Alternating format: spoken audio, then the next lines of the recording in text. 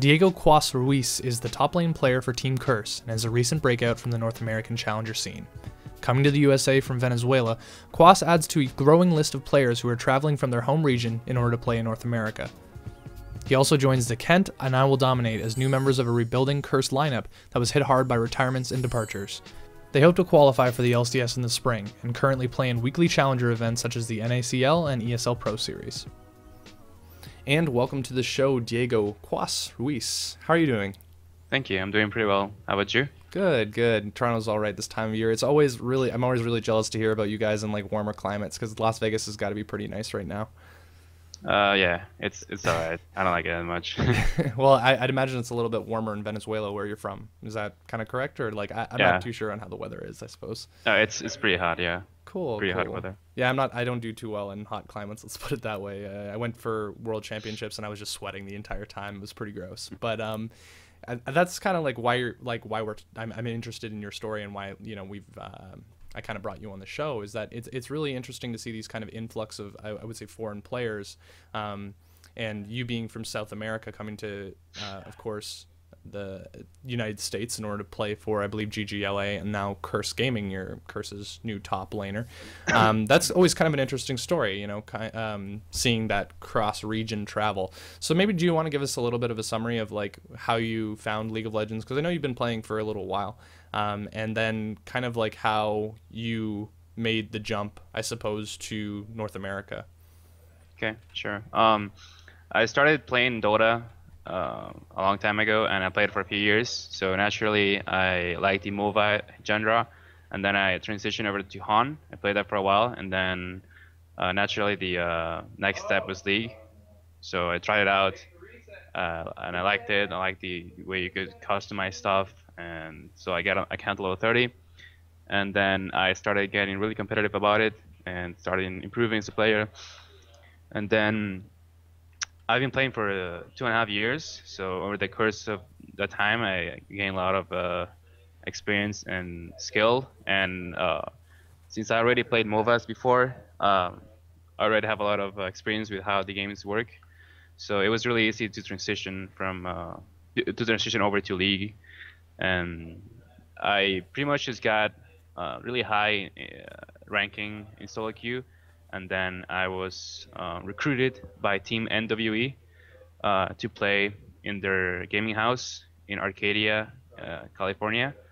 And then I took that step because I really wanted to visit the States. And the worst case scenario, I wouldn't make it to LCS, but at least it was gonna be a good trip, and I wouldn't pay much money to do it. So I say, why not? It's a good experience. That was my mindset coming over to the States. The starting point anyway for a lot of the research for these interviews is Leaguepedia, and it says that you started NWE around like May 2013. So technically you haven't been playing. Was that your first team? Because otherwise you haven't really been playing competitive League for like in a team scenario anyway. I've been in several teams over the course of the couple of years, but nothing serious. Only amateur teams that weren't really that good, and I didn't take it too seriously. So yeah, my first serious team was NWE, and it was the team that brought me to the States. How do you kind of like process that big leap? Because obviously you're not only making a big leap between like the amateur to taking something kind of seriously, but you're making a leap between countries, and well, that's gonna be pretty big. So how do you mentally kind of like process that? How did you like? Obviously you kind of didn't take it that seriously, I want to say, because you were just like, okay, well, we'll try out this team thing, see how it works. If anything else, it's a good way to visit North America. But there's got to be something in you that's like, okay, I really want this to work. So how did you kind of balance that, I suppose? Well, at the beginning, I had high hopes for the team. Actually, not that high, but we're gonna get a gaming house. We can practice. We can definitely be good, and that was an immense thing going into it. Country, coming from another country wasn't that big of a deal. Personally, I do get like homesick sometimes. Like I miss family, miss friends, but I've gotten used to over here, and I like the people. I like the people in the NWE, and I like the people I was in GGLA. So It's kind of like cozy environments, you know, like warm home environments. I don't know how to Yeah. you word it. So yeah, um, That was one of the things that like I was really interested anyway in, that like you've made this transition. It's, you know, comparatively speaking, there's a lot of League of Legends pros that have been playing for a really long time.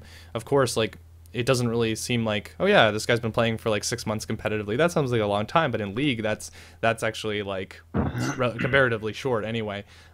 You've kind of like busted onto a lot of people's radars in terms of people paying attention to the challenger scene and pros. I've heard of a lot of praise for you specifically from a lot of pro players.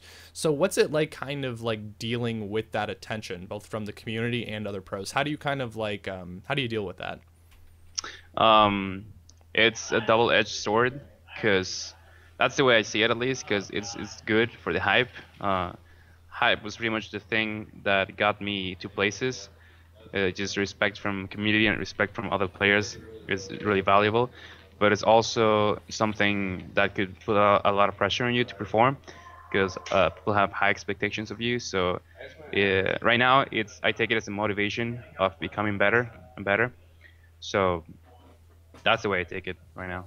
Is there ever a point where you want to kind of like dial it back a little bit, where you're kind of like, okay, shut up about me so I can actually kind of practice and like, you know, improve, I suppose?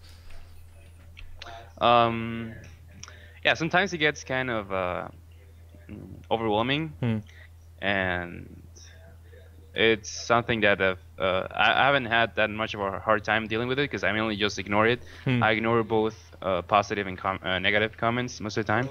I don't let it get to my head. I just you know, like keep calm about it and just remain rational Hmm. about my own play and my own expectations. So I don't get too affected by it. That's always good that like there's a really bad danger there of you kind of letting it get to your head, and then Yeah. you either don't let yourself improve because you're just really confident or like overconfident in your abilities, or when you do eventually fail, it kind of crushes you a little bit. So it's really nice to see that there's like an even kind of expectation there of being like, okay, you know, there's a lot of hype, it got me a lot of places, but at the same time, I'm still a real person, still got to improve. Yeah. Something I guess I wanted to ask was that like between the transition, this was before the Latin American servers were online. So you Yes. were saying that you were playing through really bad latency problems, and that kind of contributed to you're kind of known for your Swain, and you said it Yeah. requires low reaction time. Yeah. So what's it kind of like coming to America and then all of a sudden being like, oh, I have like 30 ping. Yeah. What's that like? Um, it wasn't actually that big of a deal. I didn't notice huge difference when I played with like really low ping over here. Um, I mean, I figured that it was gonna feel much better, but it felt kind of weird. It's a matter of just getting used to it. I was fine playing with a 100, 200 ping, whatever I had in Venezuela, because I was used to it. As long as it's stable, you can get used to a lot of Mm. pings, a lot of latencies. But right now it definitely feels fine, and it feels like I can do stuff that I couldn't do before, like flash react to some ultimates or something like that. You know, like flash ult and flash and malphite ulti and stuff like that.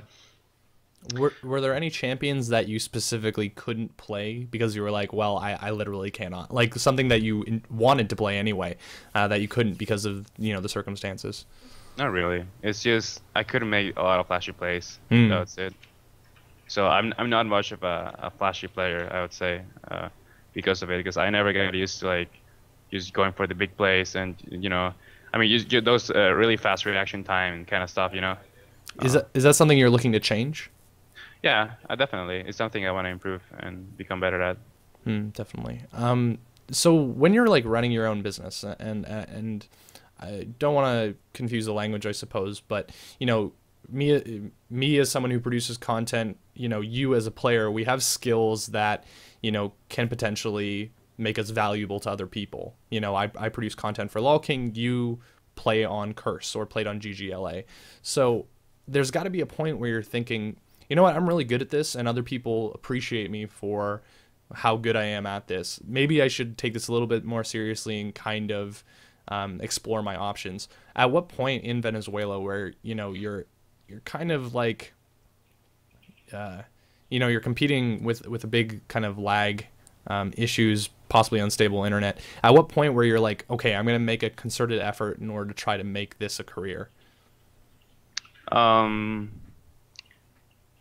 would say about the time where I saw like a lot of league tournaments and a lot of money getting involved and a lot of opportunities.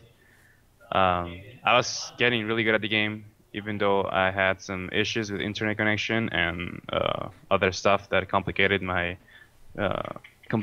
pursuing pro gaming. So I knew that if I wanted any chance of becoming the best I could be and having most opportunities, I would have to be in the States, because playing for Venezuela has a lot of hiccups in the way. Besides of the high ping, there's a lot of other stuff that complicates things. So I don't know. I decided that there's something definitely I wanted to give it a try. So that's why I decided to quit what I was doing, which is college, and just dedicate my full time to league. And then I got recruited by NWE, and then it all started that way. What were you doing in college? I was majoring in mechanical engineering. Oh, that's cool. I actually thought I wanted to do mechanical engineering before I started writing, and then I realized, well, I'm bad at math, and you kind of need math in order to be able to be good at that. Was it kind of like difficult coming to that realization? Like, I could imagine, like, for someone in the States where it isn't as big of a production, in order to kind of like move states, like, you know, for me, I'm in Canada, you know, you were in South America. It's not that we can kind of just like cross the border and then all of a sudden, you know, set up shop again. We have to like get visas, and, you know, it's mainly the visas anyway. So how was it difficult kind of coming to that realization that you were like, well, I literally can't improve where I am right now?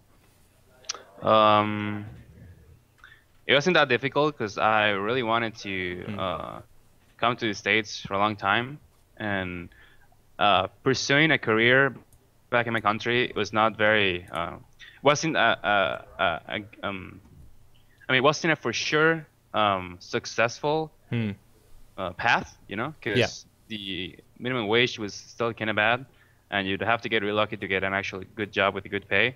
And that was like after 5 years of college and you get your degree. So I thought all of those things, and I'm like, damn, I just really want to give this a try and try pro gaming, see if it's my thing.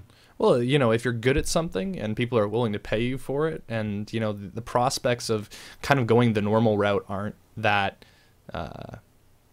there isn't a big chance of success there, or it's a harder path, you know, why not try it, right? Yeah. Cool. So kind of just transitioning to the later part of this interview, I just wanted to ask, like, have you guys been scrimmaging any LCS teams so far, or have you kind of just been focusing on the challenger level stuff? We have been practicing against a few LCS teams and also against challenger teams, but we are trying to not scrim those teams who we might face in relegations for now. So we're gonna focus mostly on LCS teams and other amateur teams for our practice. Is it intimidating kind of going from like a spectator and being like, okay, here's these, you know, LCS teams? Actually, that's actually a question I should ask. Did you watch, you know, LCS before you actually got to this possibility that you may actually compete in it? Yes, I've always followed the league scene, the competitive league scene. Did you have like a favorite team? Not really. No? Cool. I just enjoyed watching the games.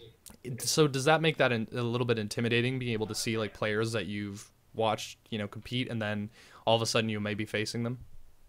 It was intimidating at first when I got into the whole amateur scene, but now I've gotten used to it, and I'm confident against going up against anyone. Cool. Obviously, one of the big changes that Curse has kind of gone through was that St. Vitus, of course, goes from jungler to coach. How's that been for you, and I guess the team? He I realized that he made a tweet the other day that said that it was a very different experience for him. So I guess I just wanted to get a player's side of that story anyway. I think he brings a lot of insight, and he definitely has a lot of experience, which helps a lot. Sometimes we don't realize certain things in our scrims, and he helps us with that kind of stuff. So it's definitely very useful to have him around as a coach. Cool. That's always good. And I think that, like, especially after some teams have done really well with having a lot of support staff on the background, or in the background, we're starting to see a lot more kind of coaches and analysts spring up, which, you know what, especially if someone has experienced the St. Fishes, it's always good for Curse to have on their in their stable, so to speak. Do you guys think you guys have an advantage because like you've been playing Challenger, you've been playing in these Challenger leagues, which kind of started up directly after World Championships, so you guys kind of have a little bit of advantage of all these LCS teams that have neither taking vacations or haven't really been practicing as hard. So do you feel that you're at an advantage because you've kind of been able to keep more fresh? Excuse me. There's some truth to that, but there's also the fact that we're absolutely new team. So it's not as big as an advantage because they have a lot of time playing together. So it's definitely, we're gonna be more well practiced, I guess, but we still need more time playing together to be at the same amount of synergy that most teams are at. So cool. It's not that big of an advantage. Are there any players that you're really looking forward to facing in the LCS? Not specifically, no. But you know, I've played against most of top laners because we do stream to LCS teams, so I've played against most of them. So I don't have many expectations. I don't know. I do wanna. I'm excited to play in the LCS setup. Cool. Oh yeah, of course, with like the studio audience and that kind of stuff. Like yeah, of course, like this season where you guys are gonna have like a live studio audience there too. So it's not just gonna be, you know, the 2 desks back to back kind of thing. You're actually gonna have cheering fans and that kind of junk. Are you excited about that? Yes, I'm very excited about it. Potentially, if you guys make it, which, you know, Curse, I'm sure you guys will. Do you have any like role models specifically? Like, do you have any players that you like look up to or follow? Well, the beginning I really admired Flame from the Zubu place, or CJ place, whatever they are right now. So that's the place that I really liked, is lane dominance and split pushing and, you know, a real understanding of the game and picks. So that's a role model I had at the beginning, but later on I've just been I just have my own playing style and just do my own stuff. Cool. And try to learn and teach myself pretty much. Cool. And kind of just as a final question, what's something that you do specifically that better than anyone else? And this isn't necessarily limited to League, like, you know, observational skills or something like that. What's something that you do that you know that you do the best? It's kind of a hard question, but I would say like understanding of itemization. I think that's one of my strong points. Like I know what would be good to buy in certain situations and what would be the most effective purchases, and being I would also say that I can be very unpredictable with my champion picks because I have a really wide champion pool. So I guess those two are like my big plus, like strong points of my playstyle. That's really cool. And of course, reading that AMA, I'm really looking forward to hopefully seeing Swain in the top lane of the LCS. Let's put it that way. Did you have anything that you wanted to bring up? Anything you wanted to talk about? Any shoutouts or anything like that? Not really. Just cool. Shout out to my sponsors, CM Storm and Alienware and the Curse organization, and I guess all the fans and family and friends, I guess. Cool. Quas is doing a lot of streaming as well. You can follow him. I think it's Twitch TV/Curse Quas. Did I get that right? It's Quas LOL. Quas LOL. And then on Twitter, you can also follow him CRS Quas, which is right underneath his portrait right now. Yeah. But otherwise, I think that's going to wrap up this interview. Thank you guys so much for watching this episode of the Inner League. My name is Matt Demers. You can follow me on Twitter at Matt Demers, which again is, I think, up there above my video frame right now. You can also subscribe to us on YouTube. That would really help. And if you like our content and want to see more, you can let us know on Twitter at twitter.com/lolking.net. Thank you guys for watching. Have a good night.